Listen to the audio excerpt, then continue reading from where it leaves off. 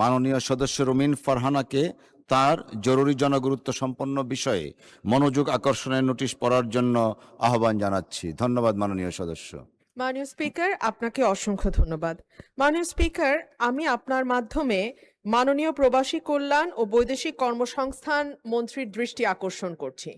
মাননীয় স্পিকার, বাংলাদেশের অর্থনীতি যে ভিত্তির উপর দাঁড়িয়ে আছে তার একটা হচ্ছে রেমিটেন্স, এবং সম্ভবত রেমিটেন্স হচ্ছে বাংলাদেশের অর্থনীতির ভিত্তির সবচেয়ে শক্তিশালী একটা ভিত। এই দেশে প্রায় 1 কোটির ওপরে মানুষ দেশের বাইরে কাজ করে, এবং যেটা আন্তর্জাতিক অভিবাসন উৎস দেশ হিসেবে বাংলাদেশকে বিশ্বের 6ষ্ঠ বৃহত্তম দেশে পরিণত করেছে। 2025-26 অর্থ বছরে বৈধ পথে বাংলাদেশের রেমিটেন্স এসেছে $35.56 বিলিয়ন, এবং এত বেশি বৈদেশিক মুদ্রা আমাদের আমদানি থেকেও আসে নাই, কিংবা আমাদের যে অন্যান্য যে জিনিসগুলো আমরা রপ্তানি করি, গার্মেন্টস সহ অন্যান্য যে বিষয়গুলো রপ্তানি করি, সেখান থেকেও কিন্তু আমাদের এত বিপুল পরিমাণ অর্থ আমরা জোগাড় করতে পারি নাই। ওয়ার্ল্ড ব্যাংকের হিসাবে বাংলাদেশ বিশ্বের 8ম বৃহত্তম রেমিটেন্স গ্রহণকারী দেশ, এবং আমাদের রিজার্ভ বলেন, আমাদের গ্রামীণ অর্থনীতি বলেন, আমাদের আমদানি ব্যয় মেটানোর মূল উৎস বলেন, কিংবা আমাদের লাখো পরিবারের যেই উপার্জনের উৎস, সেটা কিন্তু আমাদের এই প্রবাসী ভাইয়েরা, এবং সবকিছু নির্ভর করছে যে আমাদের রেমিটেন্স যোদ্ধারা কি পরিমাণ অর্থ বাংলাদেশে পাঠায় তার উপরে। কিন্তু রেমিটেন্সের আড়ালে একটা বিরাট মানবিক মূল্য আমাদেরকে দিতে হয় মাননীয় স্পিকার, যেটা আমাদের নজরে সব সময় আসে না। আমরা অর্থের হিসাব করি, আমরা রিজার্ভের হিসাব দেখি, এমনকি কি পরিমাণ বিদেশে আমরা লোক পাঠাতে পারছি সেই হিসাবও আমরা দেখি, কিন্তু এটার অন্তরালে যে একটা গভীর কষ্টের গল্প আছে সেই কথাটি কখনো কোথাও উঠে আসে না মাননীয় speaker. Social cost of migration, যেটাকে আমরা বলতে পারি সুযোগ এবং ত্যাগের গল্প একই সঙ্গে। ওয়েজ আর্নার্স বোর্ডের তথ্য অনুযায়ী 2024 সালে বাংলাদেশ জন্মের পরে এখন পর্যন্ত 2024 সালে সবচাইতে বেশি 4813 জনের মরদেহ বাংলাদেশে আসে। এছাড়াও 15 থেকে 24 পর্যন্ত 38,000 মরদেহ বাংলাদেশে এসছে। লক্ষণীয় বিষয় হচ্ছে এদের বেশিরভাগেরই বয়স 40-এর নিচে, এবং 40-এর নিচে যাদের বয়স মাননীয় স্পিকার, খুব স্বাভাবিকভাবেই তাদের কোনো কোমরবিডিটি থাকার কথা নয়, কিন্তু তারপরেও বৈরী পরিবেশে ঘন্টার পর ঘন্টা পরিশ্রম করা, দেশের সঙ্গে দীর্ঘদিন তাদের ফিজিক্যাল যোগাযোগ যেটাকে বলে সেটাতে বিচ্ছিন্ন থাকা, দুশ্চিন্তা, পরিবার থেকে দূরে থাকা, এবং ভীষণ রকম পরিশ্রম এবং অস্বাস্থ্যকর পরিবেশে দিনের পর দিন থাকবার কারণেই এত বড় সংখ্যক মরদেহ প্রতি বছর বাংলাদেশে বিদেশের মাটি থেকে আসে।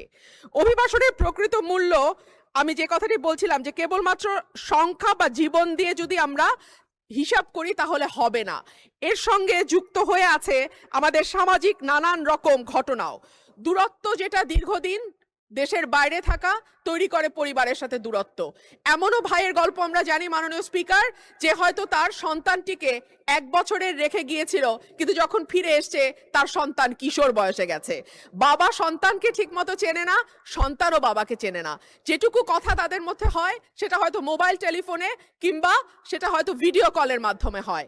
বাবা মার মৃত্যু হয় দেশে, সন্তান খবর পায় না। অনেক সময় আমরা জানি আমাদের প্রবাসী ভাইরা যে টাকা পাঠান সেটা দিয়ে সম্পদ তৈরি করেন পরিবার, কিন্তু সেই সম্পদে অনেক সময় সেই ভাইটির নাম থাকে না, দেখা যায় অন্যান্য ভাই বা যারা দেশে থাকে তাদের নামেই সম্পদ তৈরি হয়। অর্থাৎ নানানভাবে নানান রকম সমস্যার মধ্যে দিয়ে আমাদের প্রবাসী ভাইরা দেশের বাইরে কাজ করেন, কিন্তু তাদের এই শ্রম এবং ঘামেই বাংলাদেশের অর্থনীতি টিকে আছে।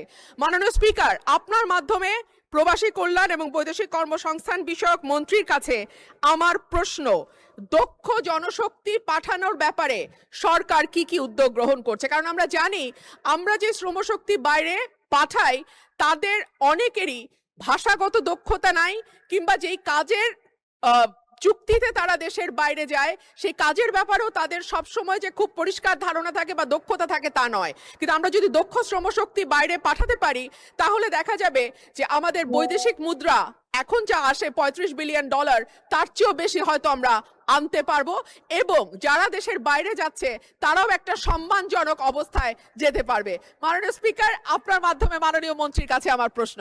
ধন্যবাদ মাননীয় স্পিকার। মাননীয় সদস্য, আমার সামনে যে পেপারটা আছে, প্রশ্নটা বোধহয় পাসপোর্ট রিনিউয়ালের ব্যাপারে না। আপনি মূল প্রশ্নটা আগে করেন, because he took the preparation for this one. পরবর্তীতে অন্য একটা প্রশ্ন করলে আপনি ওদিকে যেতে পারেন। মূল প্রশ্নে একটু দয়া করে আসেন প্লিজ।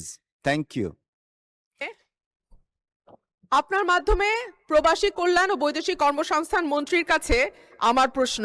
বাংলাদেশের লক্ষ লক্ষ প্রবাসী দেশের অর্থনীতিতে গুরুত্বপূর্ণ অবদান রেখে চলেছেন। তাদের পাঠানো বৈদেশিক রেমিটেন্স দেশের অর্থনৈতিক অগ্রগতির অন্যতম চালিকা শক্তি। কিন্তু দুঃখের বিষয়, বিভিন্ন দেশে অবস্থিত বাংলাদেশ মিশনে পাসপোর্ট নবায়নের ক্ষেত্রে অনেক প্রবাসী দীর্ঘসূত্রিতা, প্রশাসনিক জটিলতা, অতিরিক্ত সময় ক্ষেপণ, দালাল চক্রের দৌরাত্ম্য, অপ্রয়োজনীয় কাগজপত্র দাবি, তথ্যের অসামঞ্জস্য এবং বিভিন্ন ধরনের হয়রানির অভিযোগ করে আসছে।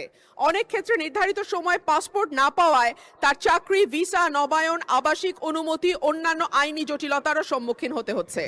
এছাড়াও বিদেশে কোনো প্রবাসীর মৃত্যু হলে বিনা খরচে বা সরকারি খরচে তার মরদেহ নিজ পরিবারের কাছে হস্তান্তর করার ব্যবস্থা করতে হবে। বিমানবন্দরে হয়রানি বন্ধ, লাগেজ চুরি, ভিসা ও মেডিকেল ফি, মেডিকেল সেন্টার দুর্নীতি ও অতিরিক্ত ফি আদায় বন্ধ করা সহ সকল ব্যবস্থা আরও সহজীকরণের জন্য আমি মন্ত্রী মহোদয়ের দৃষ্টি আকর্ষণ করছি। ধন্যবাদ মাননীয় স্পিকার।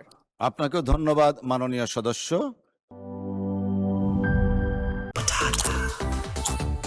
স্পাইসি এন্ড ক্রিস্পি, তাহলে তো এটা চিপস ব্রো। টেক্সচারটা একটু ডিফারেন্ট। এটা তাহলে বিস্কিট, এটা চিপস ব্রো। বাছাই করা আলুর সাথে স্পাইসি সিজনিং এর টুইস্ট এলো প্রাণ পপাটা।